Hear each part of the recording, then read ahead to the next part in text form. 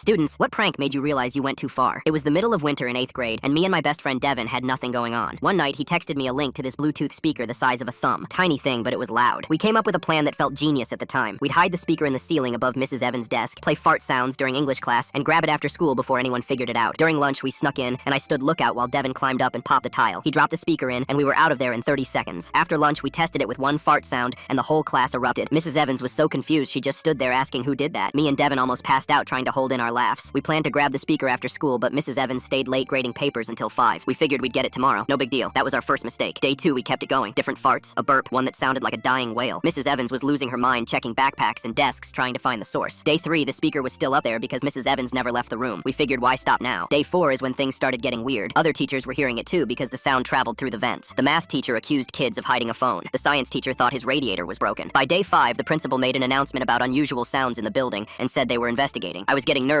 but Devin thought it was hilarious. Day 6, maintenance came and checked the vents and pipes. Found nothing. Day 7, the janitor, Mr. Rick, told kids he heard the sounds at night when no one was in the building. That's when kids started saying the school was haunted. Day 10, and the speaker was still going. I looked up the battery life online and it said 8 hours. It had been almost 2 weeks. I started thinking maybe there was something actually wrong with this thing. Day 12, a parent called the school worried about demonic activity. Her daughter was scared to come to class. Day 14, we had an emergency assembly and the principal said they were bringing in a specialist to handle the situation. I thought maybe a plumber or an electrician. Then Devin showed me the email his mom got from the school. They hired an exorcist, an actual exorcist from a church 2 towns over. That's when I knew we had gone way too far. The exorcist showed up on a Tuesday morning. Tall guy with gray hair and a long black robe carrying a Bible and holy water like he was about to battle a demon from a movie. Kids were glued to the windows. Teachers gave up trying to teach. The whole school just watched this man walk down the hallway praying and splashing water on lockers. I was sitting in Mrs. Evans' class with my heart pounding out of my chest. Devin was next to me trying not to laugh. I whispered that we needed to come clean before this got worse. He whispered back that I was insane and this was the best thing that ever happened to him. Then the exorcist stopped at our door. He stepped inside and the entire room went silent. He walked to the middle of the class and closed his eyes and started praying real loud. That's when Devin made the worst decision of his life. He took out his phone under the desk and played one more fart sound. The exorcist's eyes shot open. Nobody moved. He looked up slowly at the ceiling right above Mrs. Evans' desk. He asked for a ladder. The janitor, Mr. Rick, brought one, and the exorcist climbed up and pushed the ceiling tile aside. He reached in and pulled out a tiny dust-covered Bluetooth speaker. He held it up and looked at it for a long time. Then he turned to Mrs. Evans and said, "Well, that's a first." Mrs. Evans looked confused for about half a second before her face twisted into pure rage. She scanned the room and spotted Devin still holding his phone like an idiot. He gave her a little wave. We got suspended for 2 weeks, both of us. The school sent an apology email to every parent explaining there was no demon in the building, just 2 idiots with a Bluetooth speaker. The exorcist charged $400 and our parents had to split it. I was grounded until spring, but somehow we became legends. Kids still talk about it. Freshmen ask us about the exorcism like we summoned an actual ghost. The speaker sits on my desk now. Battery finally died after 19 days. I still don't know how it lasted that long. Devin swears the thing was cursed for real. My dad brings it up every Thanksgiving. He calls it the best $200 he ever spent. I disagree, but the speaker's still on my desk, just in case.